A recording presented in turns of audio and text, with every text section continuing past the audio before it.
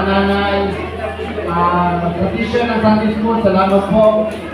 Naman po ay ituloy natin, ituloy po natin yung ating simulan. Ano po, at para bago po tayo ng 2022 na sinasabi nila, no?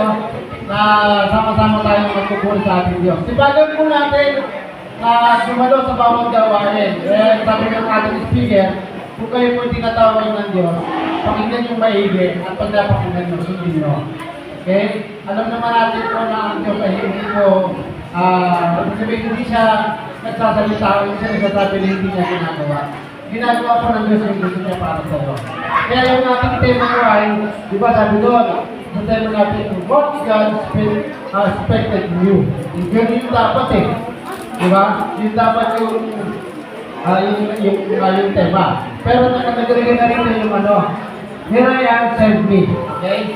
So, sino si send? Yun yung sagot. Di ba? Yun yung sagot. So, sana po, ay tuloy-tuloy tayo sa ating gawain sa Panginoon.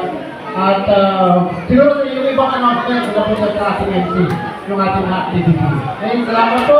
Sama-sama po tayo mamaya, sama-sama po tayo manalangin. Pag-pray lang po natin yung ating gawain at kung bawat kapatid na magpatuloy sa ating pong mga gawain para sa ating Panginoon. Tuloyin po tayo lahat para sa pagbukas natin.